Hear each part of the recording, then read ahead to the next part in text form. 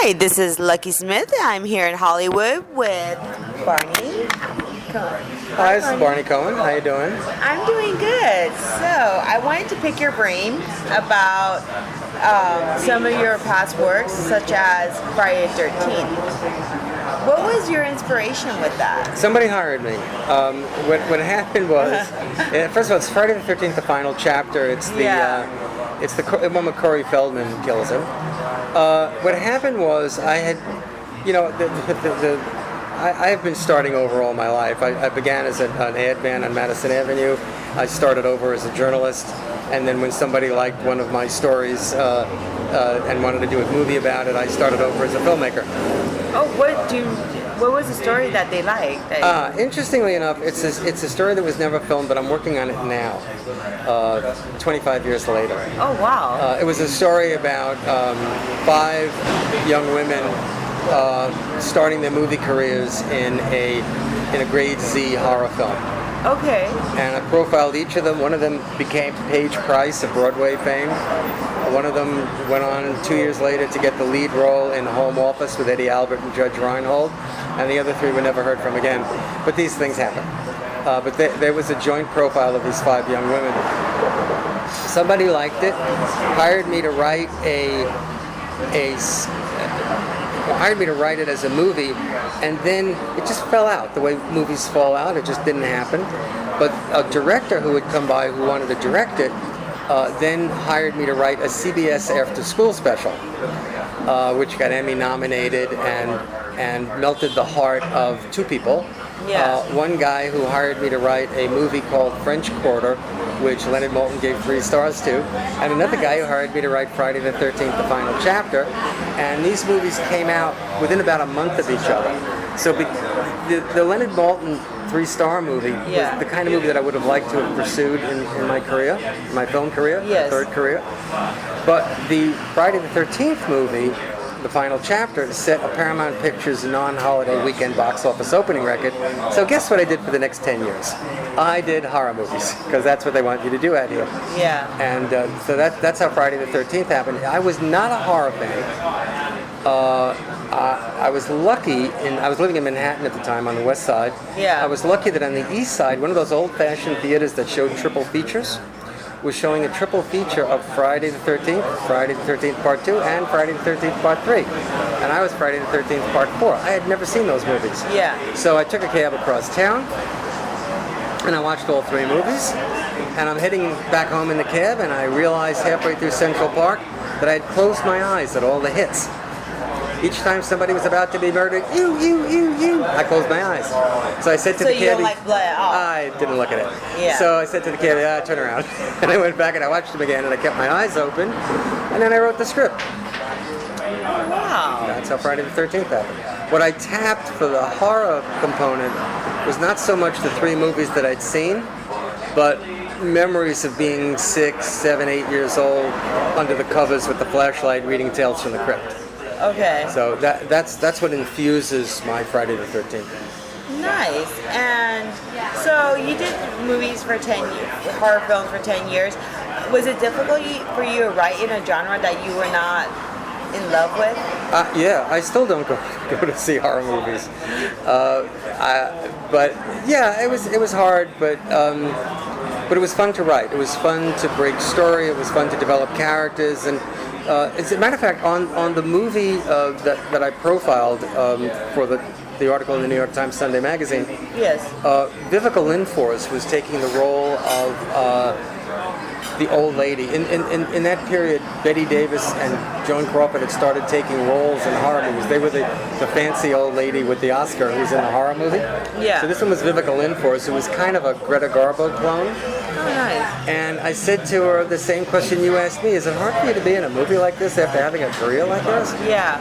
And she said, as long as I create a character out of what I'm given, that other people can watch and learn from and draw their own conclusions from, then I'm working at the top of my craft.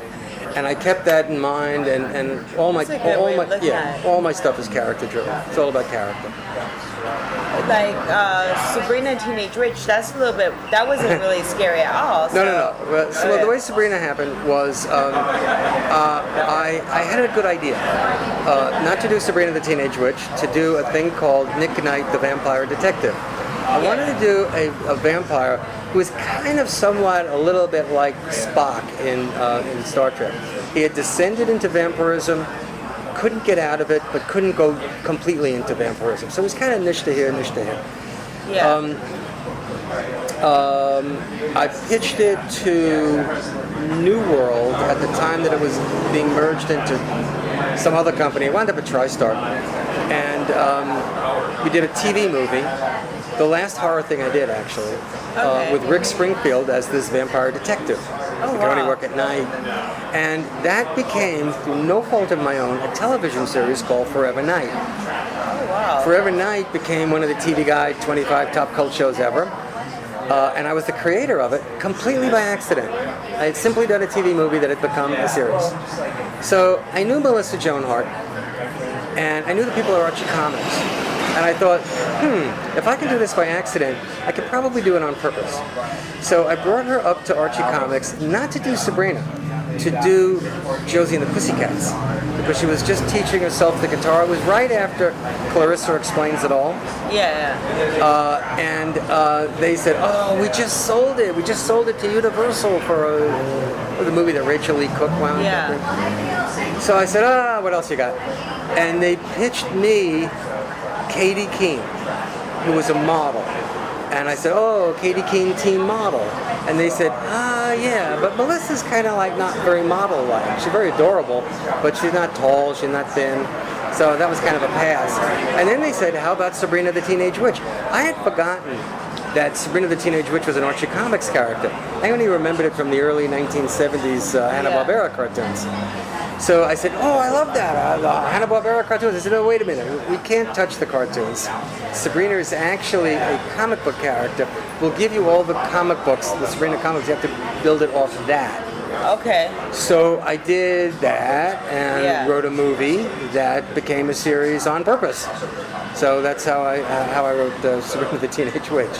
And that got me out of horror. And from there, are you ever going to go back to horror? Yeah, I'm going to do the original thing that I wanted to do. Yes. Right now it's called The Horribles. And it's about these 5 women who are working in a horror movie. And it's about their lives on screen and off. And I'm excited about it. I feel like I can go back to horror now because I'm doing certain things that are so far removed from it that I won't be known as a horror writer. I'm doing a movie about the Spanish Civil War. I have the rights to Hopalong Cassidy, the cowboy. So I've got a lot of things going, but obviously Sabrina put a nice little wedge between you and Friday. Yeah, a bit of a firewall between Sabrina and Jason. So I'm anxious to go back into horror in several different ways, both film and television. But one question I have to see is, like, you were doing the final chapter and you were writing it. Did you, back to Jason, like, didn't you feel like, God, what else am I going to write about? I mean, he's done everything. They killed him I don't know how many different ways. I mean. No, I think that's what separates writers from people who think they're writers. For a writer, there's always something new. There's always a different way. Yeah, everything's been done. There's only 7 plots, whatever it is they say. Yeah. But there's always a new way to look at it, always a new window to go through into the same old thing. No, I never thought that for a minute. I did have, I have trouble working unless I can find something new to add. This is true of a script that I write from scratch. Yeah. It's true of a script that I write based on a character. I have to add something. I remember sitting down with Joe Zito, the wonderful director of Friday the 13th, the final chapter. And I said, look, we've got to say something about the guy in the mask. And he said, well, what are we going to say? So I said, look, here's an idea. What if it turns out that he's hiding behind a mask? After all, that's what people put on masks for. And that if you can flip that mask off him he's killable. Yeah. And in fact, where we got at the end was Corey flips the mask off. Yeah. And I can't think of the name. I can't think of the name of the actress, but the actress who played the gal, Corey's sister. At that point, Jason now denuded of his mask, almost in the same way that Darth Vader loses his mask many years later, becomes a character that you can care for. And at that point, Jason reaches out to the actress, and he means to cup her breast because he's finally figured out something to do with women that's better than hacking them apart. Because now they're looking at each other face to face. Yeah. And we couldn't quite get that done, but there's enough of it at the end of the film to feel that there was a reason that we were able to kill Jason now, and it was because we got him to come out of hiding. We got to see Jason the person. The human Jason. The human Jason. What would you say, like, you're very diverse. Like, what area or what do you want to be remembered as, in what genre would you want to say you want to primarily go into in writing? Wow, that's a good question.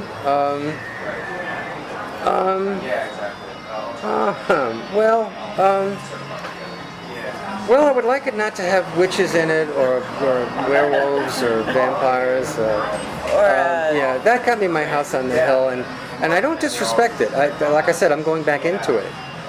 But I think with the Spanish Civil War moving,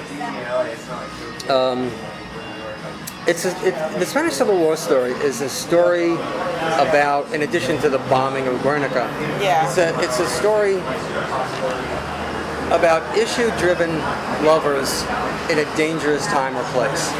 I hope that opens up a new window for me so that I can do issue-driven love stories in dangerous times and places. I'm already diagramming a few, working with a South African guy on one that would take place there, working with a Brazilian gal on one that would take place in Salvador de Bahia. I've always been character-driven. The story I just told you about Jason is a character-driven story. Yeah. I needed to find who Jason was before I killed him. Needless to say, he woke up again another 9 times, but still, I needed to find out who he was. Sabrina is a story about reaching 16 with all the problems that 16-year-old girls have. Plus, she's a witch. So they're always character-driven. In the case of those two things, I needed to find a character to fit a brand. But freed from that, I can find milieus and brands to fit characters that I want to do. Essentially, that's what Forever Night was. I had a character. What could that character be?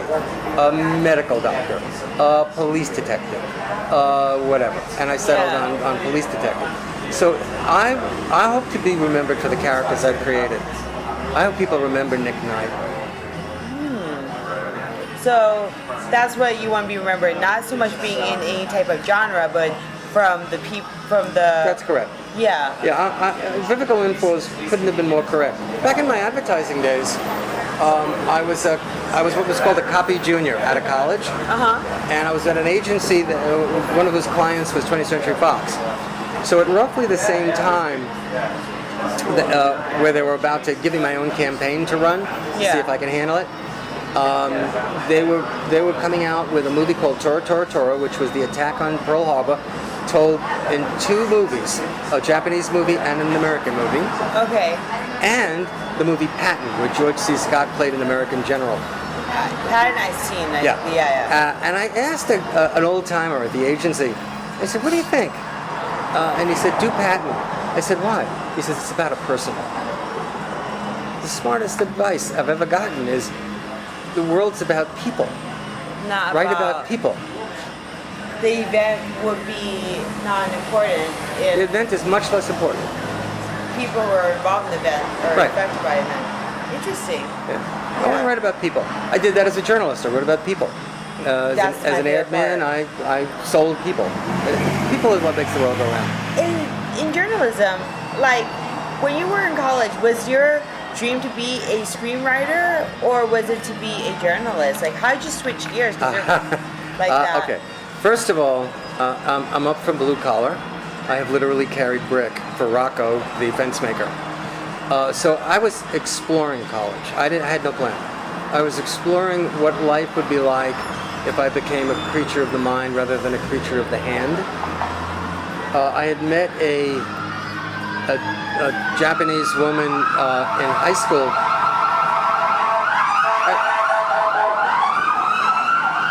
Hollywood is such a lively town. Yes. I had met a Japanese woman in high school who had opened me up to the haiku, a form of Japanese poetry in 17 syllables or something like that. And in college, I became a writer of American haiku. Here's one. They crossed on a path, and he looked back, but she didn't. Then she looked back, but he was gone. That's the whole poem. It's a poem about missed opportunity. Unless you make your own opportunity. Yeah. And so when I graduated and I was looking for a job, I wasn't going to lay brick anymore. I'd left that behind. And it seemed obvious to me that if I can write stuff like that briefly, I can do ads. I could write copy.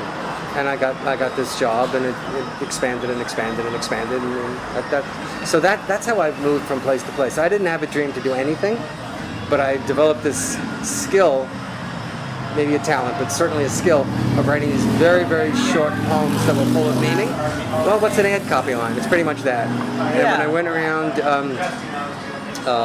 interviewing, I brought the poems, not any ads. I brought the poems. Wow. So a poet turned advertising to journalism to screenwriting to horror films. This is back to writing character-driven stories and not so much genre. That's really remarkable. My tombstone will say he was open to it. The never say no rule? Yeah. What advice would you have for any aspiring writers that are going to be listening to this interview? Just the cliche that if you want to be a writer, you have to write. If you can't find somebody who's going to pay you for writing, write it yourself. Don't worry about how you're going to sell it. You need to have it first. Once you have it, then you can sell it.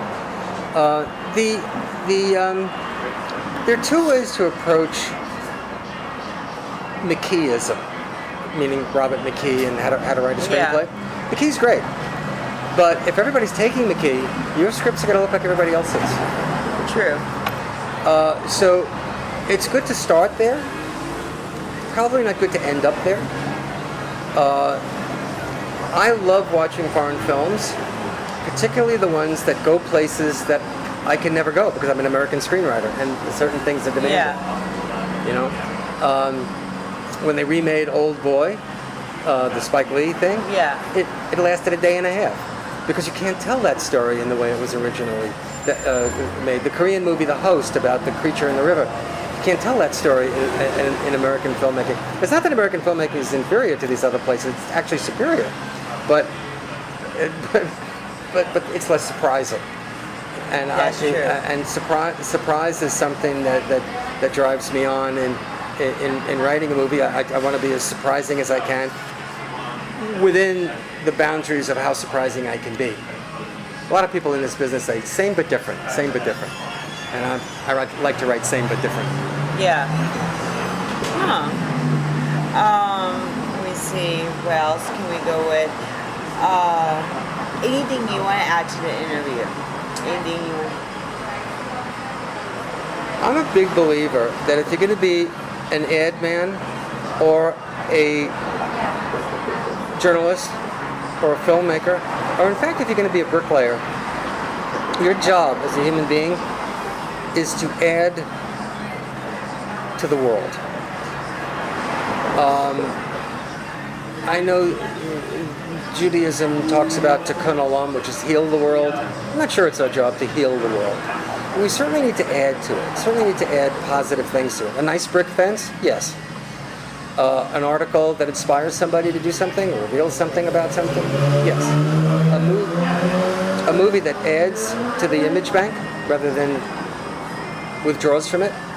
Yes. People ask me all the time, do you feel bad that people kill each other and cite Corey Feldman? I say, no, ask Corey. I don't, because those are all real characters. You know what's the important scene in My Friday the 13th? What is it? Family sandwich. When the family gets together and they call it a family sandwich and they all hug, that's what's important. Now I use that for two reasons. One is because I want families to hug more, and two is because the nicer I set them up, the more horrible it will be when I kill them, and I had to kill them. So family sandwich became a big thing. And here's the one question. What would you say has been the craziest moment of your career as a writer? Oh, okay. Okay. So again, I'm not a fan of horror. I am a fan of really good horror. And somebody called me in, she will remain nameless, and said, I want to do an Edgar Allan Poe movie with you. I said, look, I don't want to do the old Vincent Price kind of thing where you make fun of the movie and chew all the scenery. She said, no, I mean a real Edgar Allan Poe movie with you. Do you have any ideas? So I said, not one in my head, but I went home that night, poured myself a drink, lit up a cigar, the days when I used to smoke and drink, and I came up with a really whiz-bang Edgar Allan Poe idea that was based on the fall of the House of Usher, and inserted into it, because there are spots in the fall of the House of Usher where he writes a poem, where he tells a story, where there were like three different Edgar Allan Poe stories and one Edgar Allan Poe poem, all seamlessly in the same movie. And I called it E.A. Poe. And I came back with a 2-page outline of this, and you know what she said to me? Oh God, Barney, did I say Poe? So that's still sitting in my drawer if somebody wants to do an Edgar Allan Poe movie. That's really cool. Oh my God. But this happens a lot in the business where people have an idea and it lives, it's almost like a spark, and it lives as long as a spark. It's very bright and then it's gone. And so, you know, good things and bad things have happened to me in the business. I never talk about the bad things because the business has been on balance so good to me. Yeah. But stuff like that are bad and funny. Yeah, that's like a crazy moment where you like spend time, you do the work, you write out, and then... Did I say Poe? Like, what was I thinking? Okay, well, I still have it in my drawer. Anybody listening who wants to do an Edgar Allan Poe movie? I got one.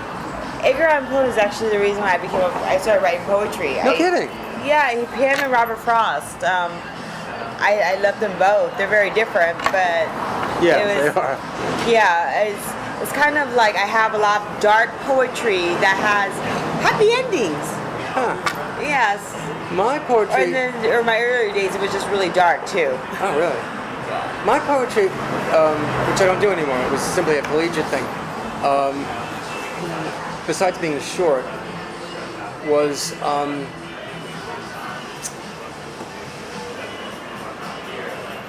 whether it was dark or not. It wasn't dark.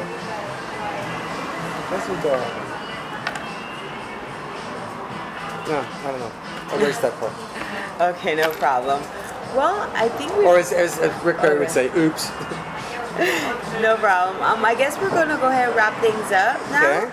Thank you very much. I can't wait to see your next movie. I know we can't really talk about it yet, but I'm excited, as always. And this is Lucky Smith saying good afternoon.